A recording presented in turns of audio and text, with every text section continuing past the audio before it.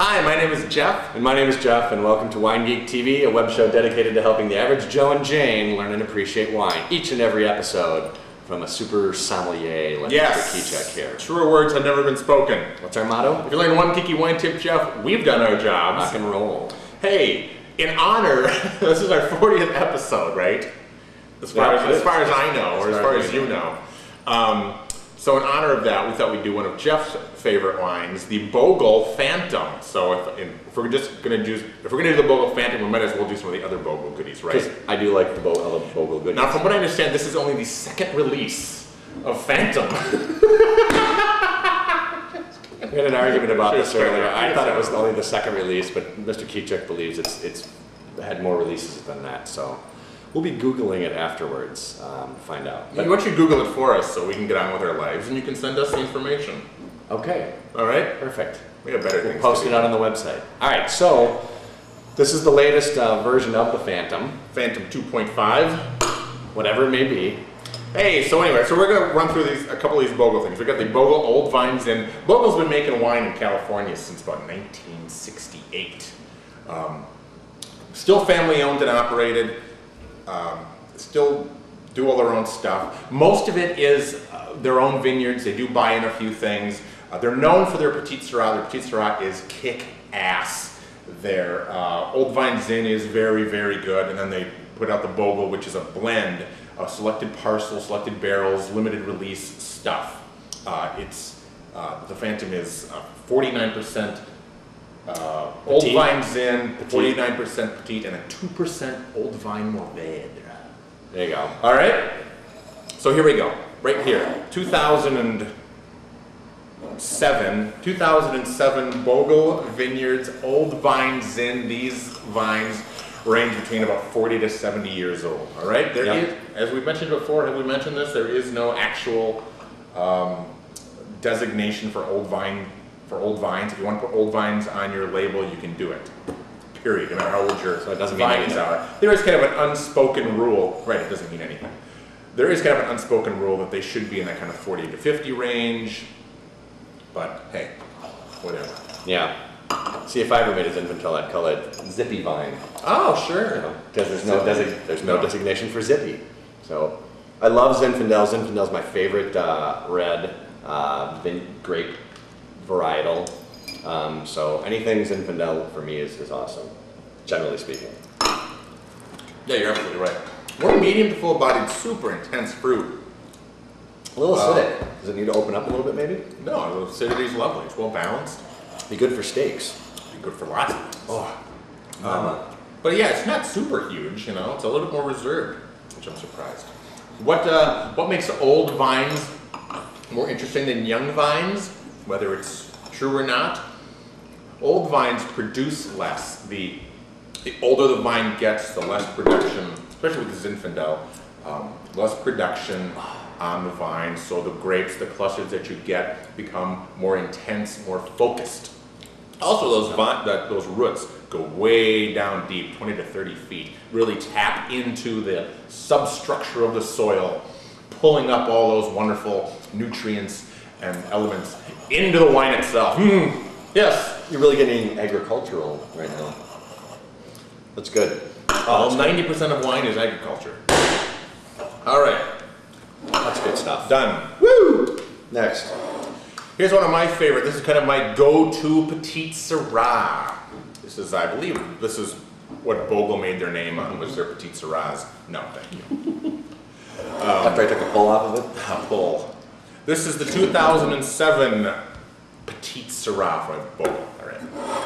Okay. Blah, blah, blah, blah, blah, blah, blah, blah, blah. And I have a couple bottles of this at my house. Good for you. Very user-friendly, good steak wine, good beefy wine, great marinating wine. So, in my experience, a Petite Syrah is not necessarily a petite wine. Not at all. This is smaller berries that resemble the Syrah berries. There's the geeky wine tip. Petite does not mean a lighter wine. It's just smaller berries. Actually, I didn't know that. Yeah. Is that true for the? Well, yeah. Okay, fine. It's not even real. It's not even Syrah. It's a completely different grape. Durif is the real name of Petite Syrah. There's another geeky wine tip. Or the other name for Petite Syrah. This one doesn't have such a big, this nose isn't as strong, but that's not bad. It's still an awesome nose. Yeah, that's nice. You know, I think I should have done them the other way. The Bogle's nice and big, chocolatey, like you said. Got some meatiness to it, big fruit, but I feel like the Bogle Old Vine Zin was a little bit more focused, a little bit more intense. Might have shown them, switched them around. That's nice. All right. Very Should nice. we get on to the off camera? A little bit softer. Sure. You don't agree? I think it's more full bodied than the other one. Yeah, I think, yeah, you're right. It is more full body. And it's got a better finish. But I think the Bogle Old Vine Zin has more wallop, has a little bit more showiness. Yeah, but I think that's from the fact that it's First, and it's 11 o'clock in the morning. That's part of it, and then the other part is that it's a little more acidic. Yeah, which I like. I like some of that. Brightens everything up. Yeah. All right. Next up, our big fat favorite Phantom. No, here you go. Here's the Bogle Phantom 2005.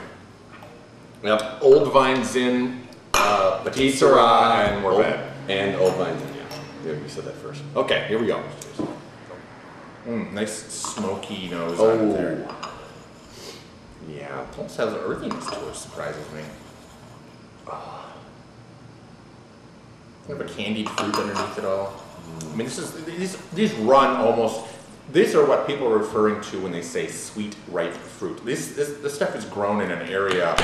This is from Clarksburg, is where the Bogle vineyards are, which is just kind of in that Lodi, Sacramento region, just east of San Francisco. Very warm growing conditions. They don't get a lot of moderating temps off the ocean. So this is pretty heavy duty ripe stuff. And this is where you get that ripe fruit sweetness. It's not a sweet wine per se, but that those grapes get so ripe. Those grapes get so ripe that it almost gives this, you know, when you eat like a really ripe fruit, you get a little of that sweetness. Well, this is, Wow. powerhouse. Yeah. It's really opening up in my glass here too, just sitting here. Yep. I think it needs to open a little bit though. The nose has already changed considerably from the first smell I took. All right, here I go. I think it's different than the previous year. Well, of course. Yeah, yes. Well, you always expect wines to be different. I mean, vastly different. I mean, I think this has got a. Yeah, there is a definitely a more earthier. It was more fruity last year. This is a bit more earthy. Yeah, you're right. That's pretty good. You know, I think I'd still take that Old Vine Zin over it, but it's just for me. But it's delightful. All right, so yeah, it's even coming around for me now. I think that the Phantom's just as good as last year. I do agree that this Old Vine Zin is good, and I like how this hits me. Yeah, well, this is my go-to Petite Syrah. I love this. I haven't actually had that in a long time, so I was really impressed by that, kind of blown away. I'm taking this one home. You can do whatever you want to with those two. Okay. Those will be daddies. All right, well, thanks to Wine Thief in St. Paul, sunny St. Paul, at www.winethief.net for letting us use their store to shoot in. And Zips Liquors in Minneapolis, 94 in Riverside, for supplying these wines. absolutely at www.zipsliquors.com. Kick-ass wine store. All right, Mr. Sommelier, once again, thank you very much. Great episode. Really? And yes, Good. thanks for not being smug. I don't know what that means. All right, I'll see you later. Love you, bye. Look it up on the dictionary. Huh? Goodbye. You're such an angry man. Off camera. You off camera.